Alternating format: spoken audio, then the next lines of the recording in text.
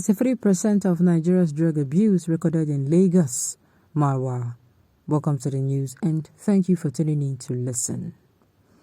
Mr. Marwa disclosed this when he paid a courtesy visit to the palace of the Akran of Badagry, Ahalo Menu Toyi 1 in Lagos. The chairman, National Drug Law Enforcement Agency, NDLEA, retired Brigadier General Buba Marwa said Lagos recorded 43% of drug abuse cases in the country.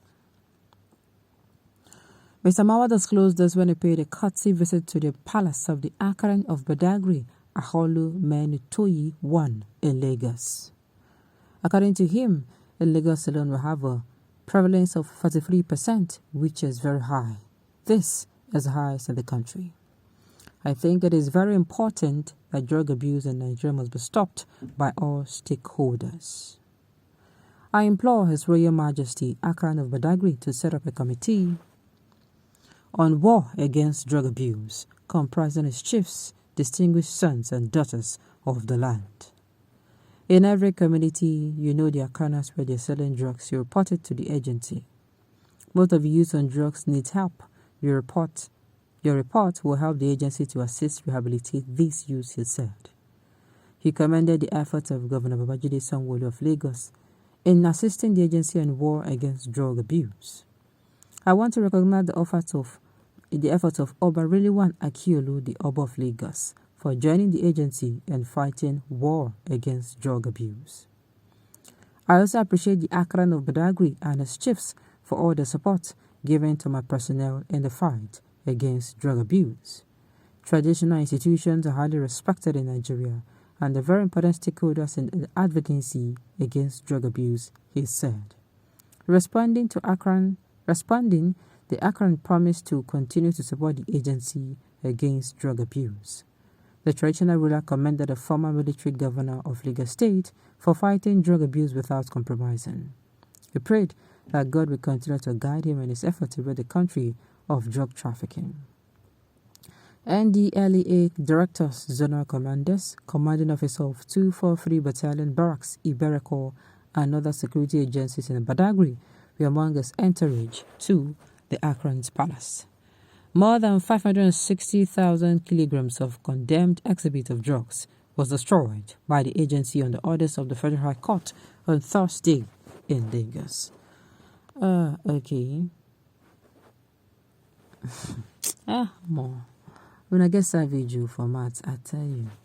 Let me say this now so you understand why I'm saying say then get savage. One presidential candidate is into drug and he lives in Lagos. Why are people like this? What of kind of this is how to push good things to their side? Why allocating bad image to others? Who takes substance in Nigeria more than these houses Fulani boys? Go to Kano and see Shege. Now, the thing is, the war against drugs. See, I'm going to be supporting the war against drugs, especially when it has to do with, supporting those who are really, really involved in crime. Because, see, the thing about those drugs is people don't see anything wrong with it. As in, some people that do it will be like, these people now, this is the business they do and all that. Until the member of your family runs mad because of this drug, taking of drugs. Until you have someone who has an addicted child. I tell you, you will never, ever come close to understanding why they're taking this fight so seriously. In fact, I think in the NDLA staffs, I think they should be having people who will be genuinely coming out to say, I want to work on this one. Sincerely. Because people die because of this drug abuse. They do. People, it breaks families apart. It tears family apart. They cause problems. Serious, plenty problems. Thank God his people lives in Lagos. Almost every Okada rider are his people, including condemned electronics, iron, plastic, and aluminium scavengers. Why are people like this? With the population of Lagos, I'm not surprised. If you believe Peter Obi will be the next president of Nigeria, okay. Who is selling it for them? That is what you should be asking. The people who are taking the drugs will definitely give out. They are not even they are the victims here. People who take these drugs in, they are the victims here, not those who actually then those who buy it and take it for consumption, that then will be the victims. Because before you know it, these drugs, it is in two ways. That is when you hear somebody went to the party and the person was drugged. Before you know, then do the person badness. You understand? That is where all this thing emancipates from. That is where you hear that, this kind of stories, somebody took you out and, drugged you and, do bad things to you. You understand? Do you some cut away with your belongings and all of that. Then before you know, the person will start, or maybe somebody introduces you to it. Before you know it, you don't get addicted to it, which is a very big illness. I tell you, a very, very big illness. Who is selling it for them? That is what you should be asking. Some cannot afford a square meal per day, cannot have the capacity to import drugs into the country. Our politicians should be held responsible for that. And of course, they have other ways that they do it. Yes, I saw a video. Sincerely, I don't have to be saying it, but I saw a video, and sincerely, I was shocked to the core when people say there's this actual kind of drug that they sell now that they call meth. That meth, they said, is diamond-like. It's like diamond, and people go as far as, putting this thing in places where people will not be unsuspecting.